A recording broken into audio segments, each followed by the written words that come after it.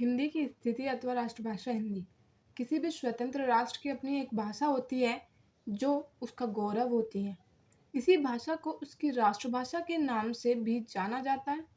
राष्ट्रीय एकता और राष्ट्र के स्थायित्व के लिए राष्ट्रभाषा की अनिवार्यता किसी भी राष्ट्र के लिए अत्यंत महत्वपूर्ण होती है, क्योंकि यही भाषा शिक्षा के माध्यम तथा सरकारी कामकाज चलाने के लिए प्रयुक्त की जाती है।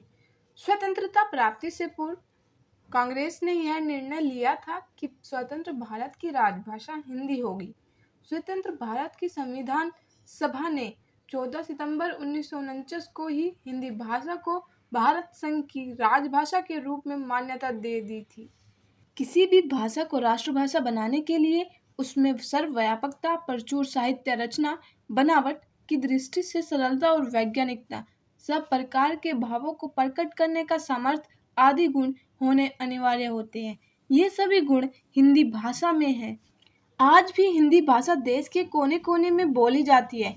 हिंदी भाषी भी टूटी फूटी हिंदी बोल सकता है और समझ लेता है। उत्तर प्रदेश, मध्य प्रदेश, बिहार, राजस्थान, हरियाणा, हिमाचल प्रदेश और दिल्ली की यह राजभाषा है।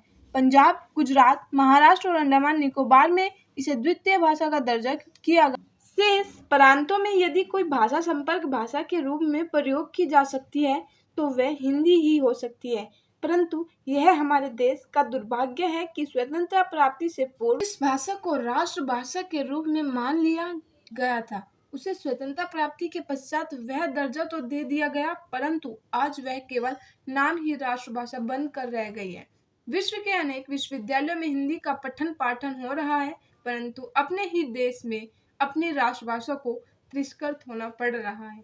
विदेशी मानसिकता के रोग से पीड़ित कुछ लोग आज भी हिंदी के विरोधी तथा अंग्रेजी के पक्षधर बने हुए हैं।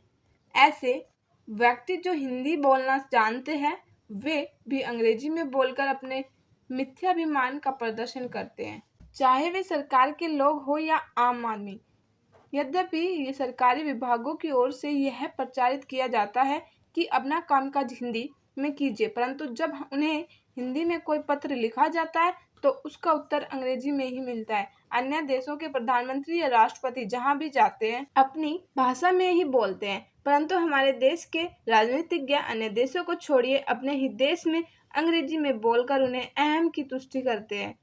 संसद में प्रश्न हिंदी में पूछा जाता है पर उसका उत्तर अंग्रेजी में मिलता है। यह निर्विवाद सत्य है कि व्यक्ति के व्यक्तित्व का समुचित विकास अपनी ही भाषा के पठन पाठन से होता है। अन्य भाषा विदेशी भाषा के माध्यम से पढ़ने के कारण बालक अपने विचारों को पूरी तरह व्यक्त नहीं कर पाते। हम सबका कर्तव्य है कि हिंदी को राष्ट्रभाषा के पद पर आसीन करने के लिए हर संभव प्रयास करें। सदा याद रखें कि व्यवहार में हिंदी भाषा का प्रयोग हीनता नहीं अपितु गौरव का प्रतीक है। श्री अटल बिहारी वाजपेयी पहले भारतीय थे जिन्होंने संयुक्त राष्ट्र संघ में पहली बार हिंदी में भाषण देकर सभी को चौंका दिया था। उनकी जितनी प्रशंसा की जाए उतनी कम है।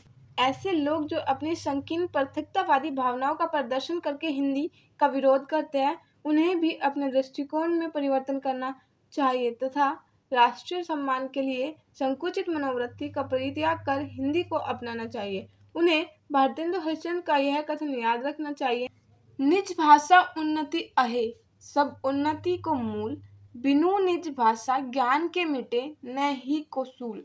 अंग्रेजी पढ़ के यद्यपि सब गुण होत प्रवीण, पे निज भाषा ज्ञान के रहत हीन के हीन।